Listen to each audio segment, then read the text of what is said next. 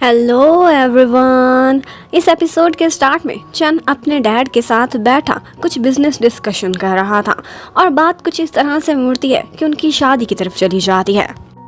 यहाँ पर डैड उससे कहते हैं कि इतनी अच्छी अच्छी गर्ल्स तुम्हारी मम्मी तुम्हें दिखा रही हैं, हमारे बिजनेस पार्टनर्स की बेटियां, लेकिन ना तो तुम्हें कोई पसंद आ रहा है ना ही तुम्हारी सिस्टर शू को। क्या प्रॉब्लम है तुम यंग लोगों के साथ?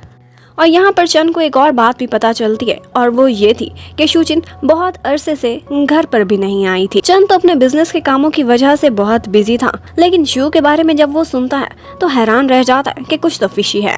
जबकि उधर शू जब अपने काम से फ्री होती है तो फौरन से सॉन्ग को मैसेज करती है और कहती है कि मैं घर की तरफ जा रही हूँ और वहीं पर ही तुमसे मिलती हूँ। उधर हमें दिखाते हैं कि चन ने भी अपनी गाड़ी शू के घर की तरफ मोड़ ली है। शूचिन जब दौड़ती हुई अपने अपार्टमेंट के नीचे पहुंचती है तो देखती है कि उस वक्त सॉन्ग और चन दोनों आमने सामने खड़े हुए एक दूसरे को खा जाने वाली नजरों से देख रहे हैं। यहाँ पर शू जाती है और सीधा सॉन्ग के पीछे छुप जाती है। सॉन्ग उसे कहता है कि तुम ऊपर चलो, हमें कुछ बातें करनी है, और उसके बाद वो चली जाती है। यहाँ पर चन सॉन्ग से कहता है कि देखो तुम बहुत सेल्फिश बन रहे हो, तुम मेरी सिस्टर को डिजर्व नहीं करते। जैसे ही हमारे मम्मी डैडी को ये सब पता चलेगा वो तुम्हें छोड़ देगी, क्योंकि वो उनके खिलाफ आज तक नहीं गई।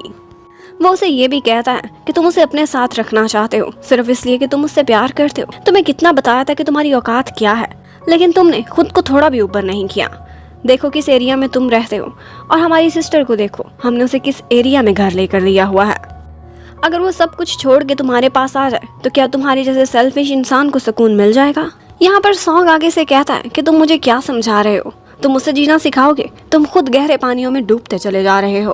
और जहाँ तक तुम्हारी सिस्टर का ताल्लुक है, तुम तो उसे अच्छे से जानते भी नहीं हो। उसकी क्या विशेष हैं, वो जिंदगी में क्या चाहती है क्या नहीं चाहती, ये तुम लोगों को पता ही नहीं। तुम लोगों ने मेरा उससे ब्रेकअप कराया क्योंकि मैं उसे बार्स में लेकर जाया करता था, बाहर घुमाता फिराता था, लेकिन एक्चुअली वो ये सब मुझे करने को कहती थी क्योंकि उसकी नेचर ही ऐसी है। वो हमेशा से आज़ाद रहना चाहती है, तुम उसे जितना दबाओगे वो डिप्रेशन में चली जाएगी। और ये मत भूलो कि वो मैंगचिन होने के साथ साथ शूचिन भी है, उसकी एक अपनी आइडेंटिटी है। और इसके साथ साथ वो उस ऊंची सी बिल्डिंग को देखकर कहता है कि बहुत अच्छी जगह तुम लोगों ने उसे अपार्टमेंट लेकर दिया है, लेकिन क्या तुम्हें इतना पता है कि इस ऊंची बिल्डिंग में, इतने लग्जरी अपार्टमेंट में वो नींद की गोलियां लेती है, उसे नींद नहीं आती। मुझे डर है कि अगर तुम लोगों ने उसे और प्रेशर दिया तो किसी दिन वो इसी ऊंची बिल्डिंग से छलांग लगाकर अपनी जान ना ले ले। वो तो ये बात कहकर चला जाता है, लेकिन चन ये इमेजिन करते हुए भी कांप उठता है। अब वो जैसे ही ऊपर जाता है, शूचिन को फिक्र थी कि कहीं तुम दोनों ने लड़ाई तो नहीं की। यहाँ पर सॉन्ग उसे कहता है कि जाओ और अपने भाई को जाकर देख लो, लेकिन शूचिन जाने के बजाय दरवाज़ा बंद कर लेती है और उसकी ये अदा और बोल्डनेस सॉन्ग को काफ़ी पसंद आई थी। जबकि चन वहाँ से सीधा जाता है श्याओ के बार में और वो बहुत सारी ड्रिंक करता है। यहाँ पर श्याओ उससे पूछने लगता है कि अब तुम्हें कौन सी टेंशन है, किस बात का गम मना रहे हो। तो आगे से चन उसे एक लंबी सी स्टोरी सुनाने लगता है। कहता है कि एक अंधेरी सी गुफा थी, उसमें 2 कैटरपिलर्स थे जिन्होंने बाहर की रोशनी कभी भी नहीं देखी थी, लेकिन उनको एक चीज़ की तसल्ली थी कि हम लोगों के पास साथ है, हम अकेले नहीं है, हमारे साथ एक कंपेनियन है। लेकिन एक दिन एक कैटरपिलर बटरफ्लाई बन गया और वो बाहर की रंगीन दुनिया में उड़ गया, जबकि दूसरा कैटरपिलर अंधेरी गुफा में अकेला रह गया। श्याओ भी अच्छे से समझ गया था कि ये अपने और शूचिन के बारे में बात कर रहा है। वो उसे कहता है कि तुम भी थोड़े से बहादुर बनो। इससे साबित होता है कि शू तुमसे ज्यादा बहादुर है, हालांकि वो लड़की है। अगर तुम हिम्मत करो तो तुम भी बाहर की दुनिया में उड़ सकते हो, इस रंगीनी का मजा ले सकते हो, तुमने खुद ही खुद को कैद किया हुआ है। जबकि उधर हमें दिखाते हैं कि शूचिन और सॉन्ग इकट्ठे बैठे हुए थे। शू वहाँ पर कहती कि एक्चुअली मैं किसी से डरती नहीं हूँ, लेकिन मेरे ऊपर मेरे मम्मी डैडी का बहुत एहसान है। मैं अडॉप्टेड थी, लेकिन फिर भी वो मुझसे इतना ही प्यार करते हैं जितना कि चंद से करते हैं। मैं खुद को एक डिसोबीडियंट बेटी साबित नहीं करना चाहती, इसलिए चुपचाप उनकी हर बात मान लेती थी। ऑल्दो वो मेरी रियल मदर नहीं थी, लेकिन जब भी मैं बीमार होती थी वो पूरी पूरी रात जागती थी। मैं उनके साथ हमेशा सेफ फील करती हूँ, लेकिन सॉन्ग का कहना था कि अब से तुम्हारा सेफ जोन सिर्फ और सिर्फ मैं हूँ। जबकि उधर हमें दिखाते हैं कि चन बहुत ज़्यादा ड्रिंक कर रहा है। येजी उसे सर्व करने आती है तो वो उसे एक और बॉटल मांग लेता है, लेकिन श्याओ यहाँ पर येजी को डांटता है और उससे कहने लगता है क्या तुम्हें थोड़ी भी अक्ल नहीं, उसे और सर्व नहीं करना चाहिए। और उसे ये भी बोलता है कि तुम शक्ल से और ऊपर ऊपर से एक लड़की से मिलती जुलती लगती हो, लेकिन बाय नेचर और बाय स्पिरिट तुम जरा भी उसके करीब नहीं। उसका इशारा शूचिन की तरफ था। और वो साथ में उसे ये भी कह देता है कि मैंने तुम्हारी लाइव स्ट्रीमिंग देखी है, तुम वही काम करो, कल से यहाँ आने की कोई ज़रूरत नहीं। जबकि वो अंदर जाता है और श्याओ को पानी देता है और बोलता है कि मुझे घर जाना होगा, इसलिए बेहतर है कि अब तुम भी ड्रिंकिंग छोड़ो और घर चले जाओ। अब जब चन बाहर आता है तो उसका डेजिग्नेटेड ड्राइवर और कोई नहीं बल्कि यजी थी, जो कि उसकी गाड़ी ड्राइव करते हुए उसे उसके घर की तरफ ले जा रही होती है। वो उससे कहती है कि आप इतने सेल्फ डिसिप्लिन इंसान हैं, मुझे पता है आप कभी भी हद से ज़्यादा खुद को ड्रंक नहीं होने देंगे, क्योंकि वो रोड पर अपने घर का रास्ता बिल्कुल ठीक ठीक बता रहा था। लेकिन यहाँ पर रास्ते के बीच ही उसकी तबीयत ख़राब होने लगती है। वो गाड़ी रुकवाता है और बीच रास्ते वोमिट करना स्टार्ट कर देता है। वो बहुत ज़्यादा परेशान लग रहा था, आज रूटीन से भी ज़्यादा। यहाँ पर यजी उससे पूछती है कि अगर कोई परेशानी है तो आप मुझसे शेयर कर सकते हैं। तो आगे से चन की आंखों से टप टप आंसू बहना स्टार्ट हो जाते हैं, बिल्कुल बरसात की तरह, और वो सिर्फ इतना ही बोलता है कि बहुत लंबा अरसा बीत गया, मुझे कभी कोई खुशी फील नहीं होती। यहाँ पर यजी को इस इंसान पर बहुत तरस आता है। इतना अमीर और यंग होने के बावजूद उसके पास सब कुछ था, लेकिन फ्रीडम नहीं थी। जबकि दूसरी तरफ हमें फायर फाइटर्स का सीन दिखाते हैं। आज आधी रात को उन्हें एक मिशन पर जाना था। वो लोग एक स्टोर पर जाते हैं, जहाँ की स्टोर कीपर गर्ल बहुत ज़्यादा डरी हुई थी। कहती है कि एक बहुत खतरनाक और पॉइजनस सी स्पाइडर मेरे स्टोर के ऊपर वाले हिस्से में है।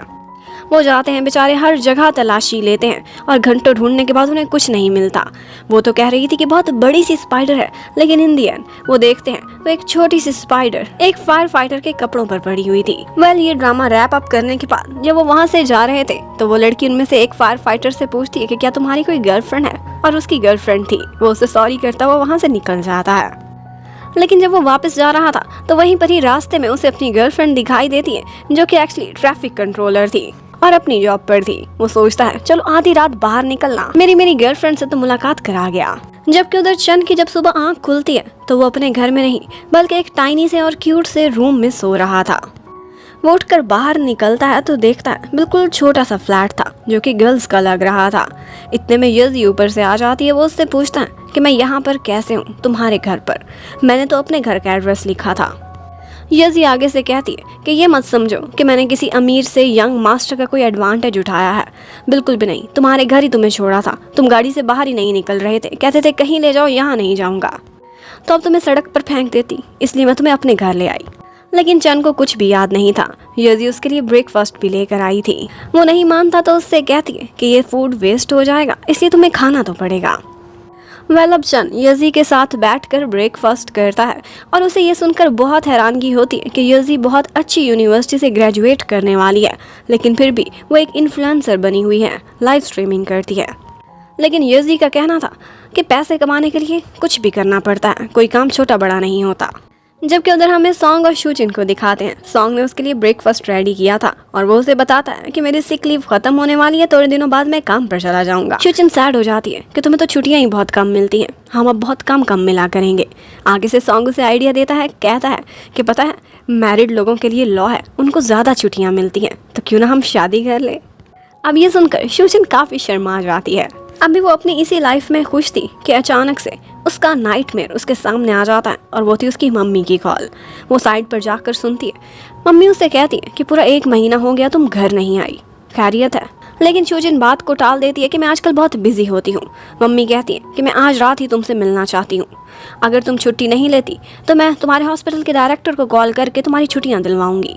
ये सुनते ही शूजिन उनसे मिलने का वादा कर लेती है और उसके बाद आकर सॉन्ग को बताती है कि आज मैं घर नहीं लौटूंगी क्योंकि मुझे घर जाना है अपनी मम्मी से मिलने।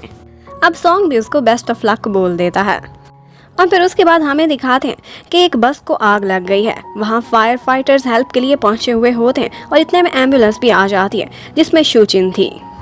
यहाँ पर उन्हें पता चलता है कि कोई भी सीरियस इंजरी नहीं हुई। एक लड़की थी जिसने बस से एग्जिट करने में सारों की बहुत ज़्यादा हेल्प की है और वो ये देखकर हैरान रह जाती है कि वो लड़की कोई और नहीं बल्कि म्याओ थी।